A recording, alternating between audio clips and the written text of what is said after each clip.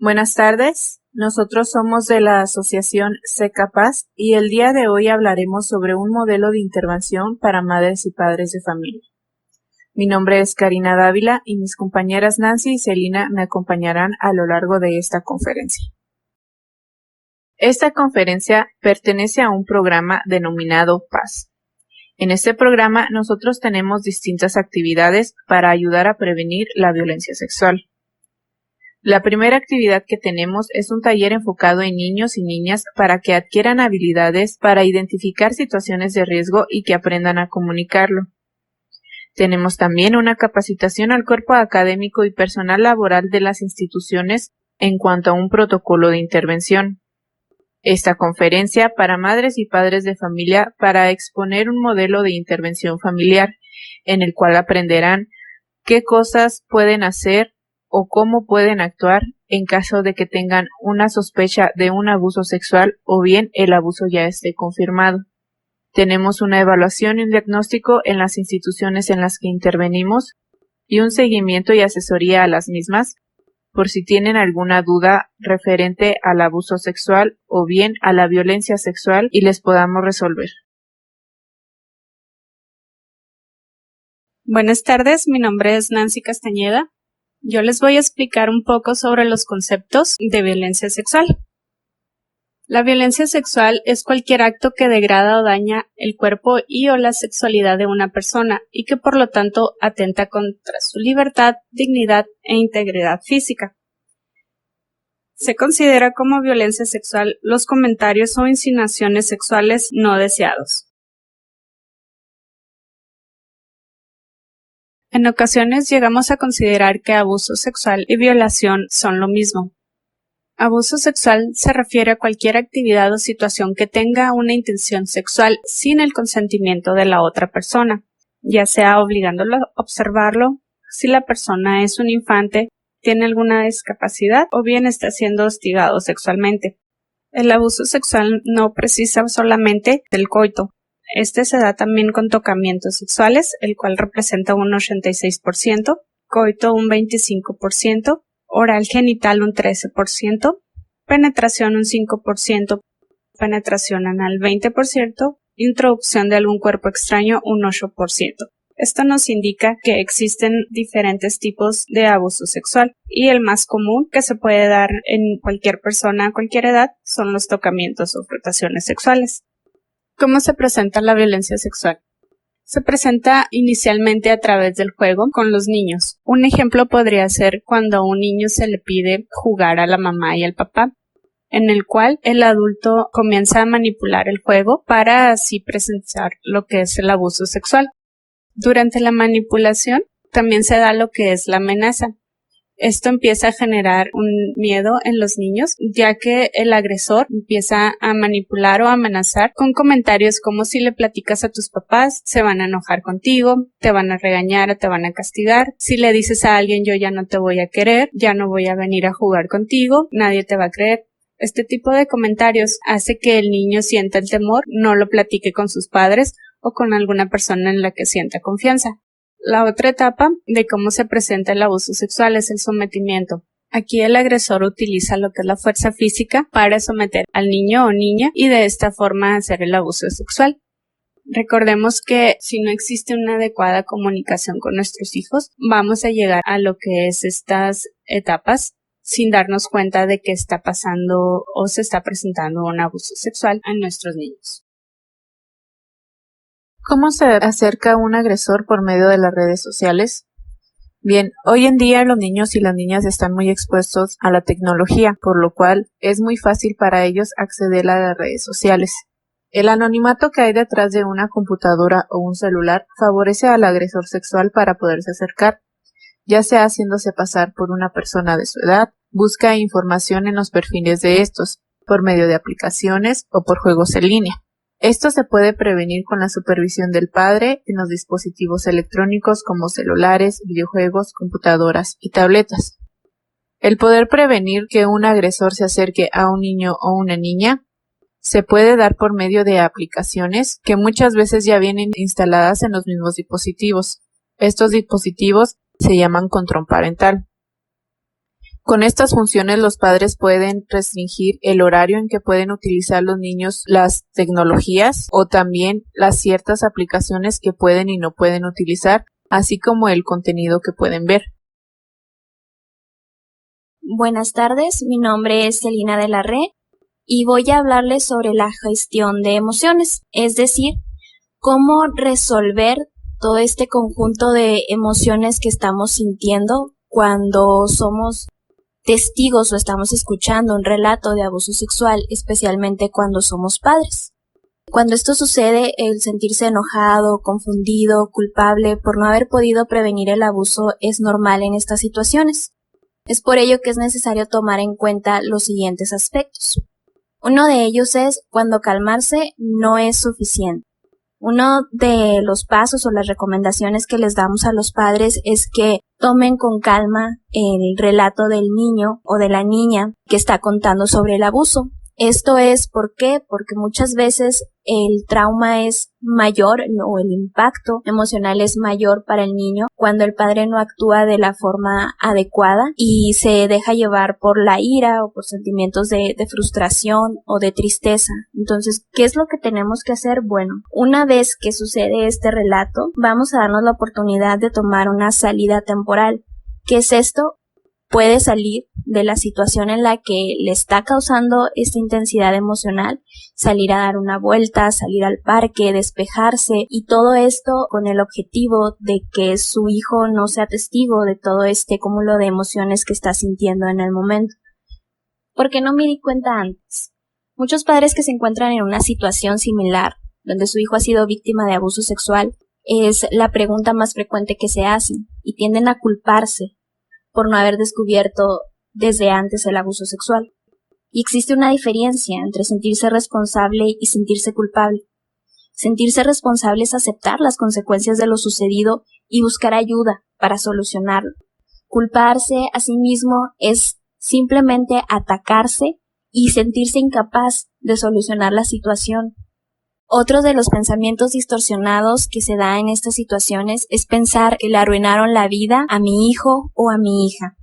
Y esto es una visión catastrófica de los hechos, que lo único que hace es percibir la situación como terrible y sin solución, cuando la realidad es que con un adecuado apoyo psicológico el niño puede asimilar lo sucedido. Es normal sentir dolor cuando se sabe de una situación así, pero el sufrimiento, sin embargo, es opcional. Entonces, el hecho de seguir con este pensamiento de que todo es terrible y de que su hijo no o su hija no va a tener una vida normal a partir del abuso es simplemente centrarse en que las cosas no tienen solución y sentir esta incapacidad para hacer algo al respecto. ¿Cómo le afecta el abuso sexual al infante? Recordemos que el 85% de los casos de abuso sexual que se dan suceden dentro de la familia o por personas conocidas dentro de la familia. Y dentro de los síntomas que puede llegar a presentar el niño, de las conductas, se encuentra el estrés, miedo, la culpa, tristeza, odio, soledad y confianza saboteada. Es decir, un niño que generalmente le gusta salir a jugar con sus amigos, que le gusta jugar el fútbol, que es desenvuelto en la escuela, que tiene buenas calificaciones, cuando ha sido víctima de abuso sexual, se va a notar inhibido, aislado, con temor, puede desarrollar temor a la oscuridad, temor a alejarse de sus padres, de sus abuelos, a quienes considera él más cercano. Parte del abuso dentro de la familia viene esta cuestión de la confianza saboteada. Es decir, si alguien en el que el niño o la niña confiaba tanto le hizo algo que estuvo tan mal, pues entonces es difícil poder confiar en alguien más y acercarse a alguien más con la misma confianza con lo que él hacía antes. ¿Cómo prevenir el abuso sexual infantil? Un niño o una niña bien informado tiene más oportunidades de no ser una víctima. Cuando nosotros hablamos acerca de las partes públicas y privadas del cuerpo, hablamos sobre el espacio personal y sobre el nombre correcto de las partes del cuerpo de un niño o de una niña, es más fácil que ellos puedan estar informados y puedan identificar alguna situación que pueda ser de riesgo para ellos y así puedan hablarlo. Si un niño o una niña se sabe escuchado, se atreverá a hablar de lo que le preocupa. Cuando nosotros desarrollamos lazos de confianza con nuestros niños, es más fácil que ellos puedan contarnos algo que les incomode y así podamos evitar que sean víctimas de un abuso sexual. Hay que fomentar la confianza en sí mismo y que construya redes de apoyo. Cuando un niño tiene confianza en sí mismo y tiene sus redes de apoyo bien establecidas, es más fácil que se pueda prevenir el abuso, ya que ellos saben que si algo les llega a pasar, tienen con quién apoyarse y saben que algunas personas pueden ayudarle a resolver el problema por el que está pasando. Identificar las situaciones de riesgo que inciten al abuso. Si a nuestros niños les enseñamos a identificar las situaciones potenciales de riesgo en las que ellos se pueden encontrar alguna vez en la vida, es más fácil que ellos puedan reaccionar a tiempo y así se evite el abuso sexual. ¿Qué podemos hacer para facilitar la comunicación entre padres e hijos? Lo primero es seguir el interés del niño o la niña y sus descubrimientos. Esto se logra a través del juego y la escucha activa. Cuando habla de algo que le interesa y expresa lo que le parece, déles importancia a su hijo e interésese en lo que a él le gusta. La siguiente sería transmitir seguridad y alegría. ¿Cómo podemos lograr esto? Bueno, pues creando un ambiente familiar donde el niño o la niña sientan la confianza de expresarse. Y lo tercero y muy importante es realizar preguntas simples. En vez de la clásica pregunta de ¿cómo te ha ido en la escuela?, pregúntele a qué jugó hoy, a quién regañaron en el salón, con quién jugó, sobre qué fue el juego. Esto es con el fin de que el niño o la niña sientan la confianza de expresarle cómo se siente y si llega a sufrir una situación de riesgo pueda acercarse a usted y contárselo. El fomentar el diálogo, la conversación entre padres e hijos es importante para crear un entorno de confianza y de seguridad en el niño donde él se sienta con la libertad de expresar sus emociones y sus inquietudes. ¿Cómo hablar de sexualidad con sus hijos? Cuando hablamos de sexualidad no solo nos referimos a los aspectos básicos de la reproducción.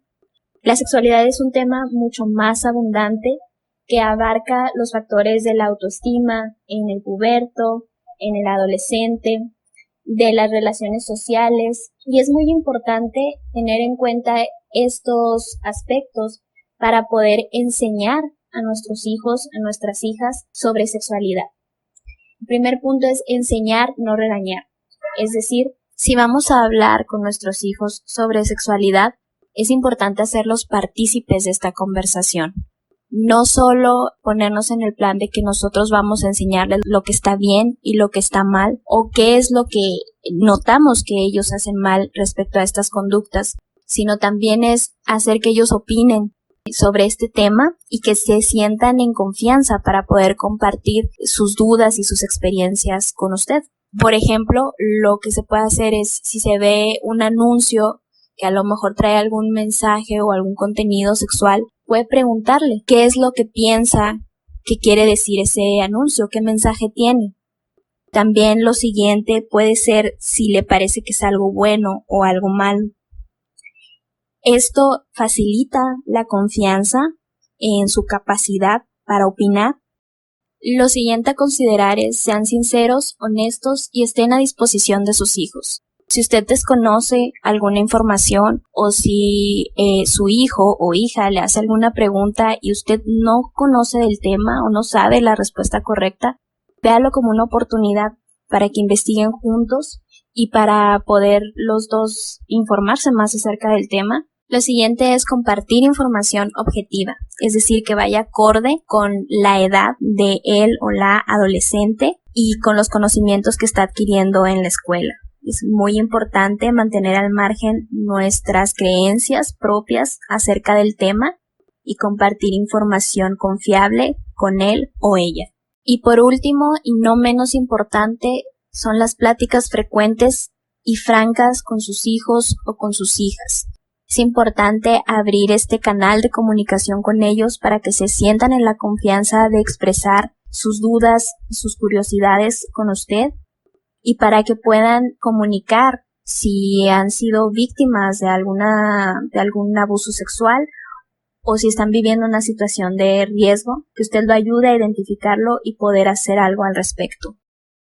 Como padres, al enterarnos que uno de nuestros hijos ha sido abusado, lo primero que queremos hacer es gritar, lo que hacemos es enojarnos, es querer reclamar, buscar lo que es un culpable, cómo pasó. Lo principal que tenemos que hacer es mantener la calma, saber que no es culpa de nuestro hijo ni de nosotros el que haya sucedido lo que es este abuso de confianza. Hay que reconocerle a nuestro hijo y hacerle ver que hizo lo correcto en avisar. La comunicación y fomentar la confianza es un factor muy importante para poder manejar el abuso. Decirle que lo que hizo la otra persona, el agresor, estuvo mal. Debemos de explicarle por qué. Comentarle que esa persona al haber hecho algo tendrá un castigo si se levanta, por ejemplo, un procedimiento legal o se impide la visita del agresor. Hay que cuidar nuestro propio enojo, saber manejar lo que es nuestras emociones. Ahí es en ocasiones un poquito difícil si no tenemos la práctica de controlar nuestras emociones. No debemos de hablar mal del agresor, tampoco debemos discutir o hablar con el agresor en frente de nuestro hijo, ya que ellos pues se darán cuenta, se pueden llegar a sentir culpables, pueden crear lo que es un miedo o hacer más traumática lo que es la escena y pueden perder la confianza de platicar lo que pasó o si pasó en diferentes ocasiones. Tiene derecho de alejarse de su agresor, pero no de alejarlo de la familia. Es muy común que al momento de que nos alejamos del agresor, pues la familia se divida, ¿no? Si este es parte de la familia y en ocasiones pues va a haber personas de la familia que creen y se van a poner de parte de la víctima y en ocasiones se van a poner de parte del agresor. Esto tiende a dividir la familia y puede ser muy doloroso para todos. Aquí lo mejor es alejarse únicamente del agresor y no cortar lo que es las redes de apoyo con la familia. Los niños pues tienen derecho a crecer en un ambiente familiar donde exista el apoyo, pues mantener un límite únicamente con el agresor. No preguntar la dinámica del abuso a menos que él quiera hablarlo. No es recomendable preguntar nunca a un menor cómo fue que sucedió todo debido a que lo podemos revictimizar. Además de que no es nuestro trabajo como padres el investigar, eso es trabajo de las autoridades. También cuando llegan a terapia, los psicólogos nunca deben de preguntar eso por lo mismo de la revictimización. Siempre hay que llevarlo al médico y al psicólogo para hacer una valoración y así poder descartar cualquier cuestión médica o bien que el niño haya visto esa situación en otro lugar. Hay que recordar que un niño nunca nos va a inventar sobre un abuso sexual. La fantasía sexual no viene de la imaginación del niño. Los niños siempre nos hablan por lo que ven, por lo que escuchan o bien por lo que sienten. No escuchar o hacer caso omiso puede ser un delito. Como padres, podemos tener un cargo de omisión de cuidados que son hasta 6 años de cárcel sin derecho a fianza o bien ser juzgados por cómplices del delito. Ahora, ya sabemos qué podemos hacer nosotros como padres. Y si esto sucede en la escuela, ¿qué tienen que hacer ellos? Bien, las escuelas tienen que detectar cualquier sospecha de abuso. Tienen que levantar un reporte del mismo. Tienen que notificar a madres, padres o bien tutores del menor. Tienen que canalizar a una institución especializada y posteriormente dar seguimiento del proceso del menor. ¿Por qué? Porque las escuelas no se encargan de investigar. Quienes investigan de nueva cuenta son las autoridades. Esto ha sido todo por nuestra parte. Esperamos que esta videoconferencia haya sido de su agrado. Cualquier duda o aclaración pueden ponerlo en el apartado de comentarios. Recuerden que damos asesoría en situaciones de violencia sexual, asesoría jurídica y atención psicológica. Si tienes más dudas, puedes ponerte en contacto con nosotros por vía correo electrónico, vía telefónica o Facebook. Y también dejamos nuestros datos